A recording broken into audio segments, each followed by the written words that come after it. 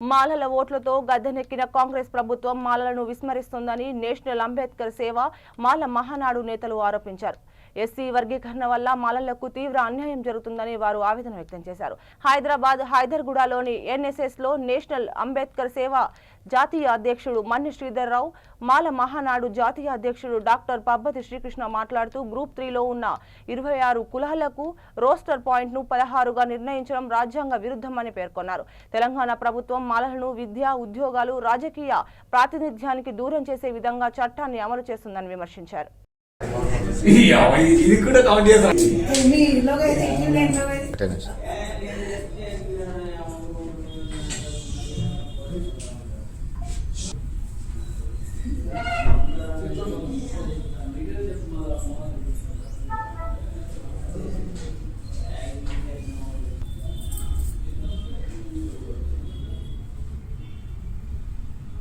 మన్ని శ్రీధర్ రావు, national Ambedkar సేన national president. ఈ రోజు నేషనల్ అంబేద్కర్ సేన తరఫు నుంచి ప్రెస్ మీట్ పెట్టడం జరిగింది. ప్రెస్ మీట్ ఎందుకంటే పిలిస్తే పలుకుతా, అన్న అంటే పలుకుతా అని చెప్పి రేవంత్ రెడ్డి గారు చెప్పడం జరిగింది. కానీ మేము ఒక సంవత్సరం నుంచి రోస్టర్ పాయింట్ గురించి అడుగుతుంటే ఇంతవరకు పట్టించుకోలేదు. అసలు వర్గీకరణ అనేది అశ్వాసతమైనది, అసలు చట్టబద్ధత లేనిది వర్గీకరణ. సుప్రీంకోర్టు ఏం చెప్పింది, రేవంత్ రెడ్డి గారు ఏం చేశారు? మాలల ఓట్లతో గెలిచిన కాంగ్రెస్ ప్రభుత్వం మాలలకి పార్టీకి దూరం చేస్తుంది. బీజేపీ ప్రభుత్వంతో చేతులు కలిపిన రేవంత్ రెడ్డి సర్కార్, చంద్రబాబు శిష్యుడైన రేవంత్ రెడ్డి గారు మాలలకి వెన్నుపోటు పొడుస్తున్నారు. ఎందుకంటే కాంగ్రెస్ ప్రభుత్వాన్ని తీసుకొచ్చిందే మాలలు. మాదిగలు, మందకృష్ణ మాదిగ బీజేపీకి ఓటేయండి, కాంగ్రెస్ కు ఓటేయద్దు అని చెప్పి బహిరంగంగా ప్రకటించుండు.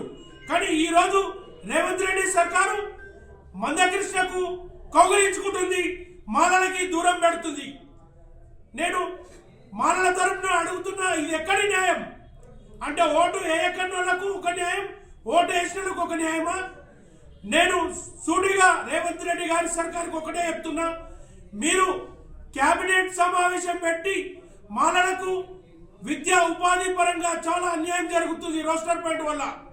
మీరు వెంటనే కేబినెట్ మీటింగ్ పెట్టి రోస్టర్ పాయింట్ 22 నుంచి 16 తెలంగాణ రాష్ట్ర ప్రభుత్వాన్ని మేము డిమాండ్ చేస్తా ఉన్నాం. ఓపెన్ కేటగిరీలో లేనటువంటి రోస్టర్ పాయింట్ను మాలలకు పెట్టడం అనేది దుర్మార్గమైన చర్యగా మేము భావిస్తా ఉన్నాం. వెంటనే 16 లోపల తగ్గించాలి.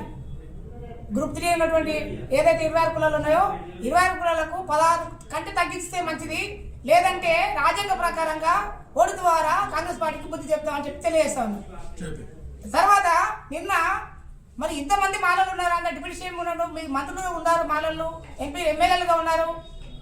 ఎవరు మాట్లాడలేవు ఒక నాగరాజు గారు తప్ప. అందుకు ఆయనకు ధన్యవాదాలు తెలియజేస్తా ఉన్నాం.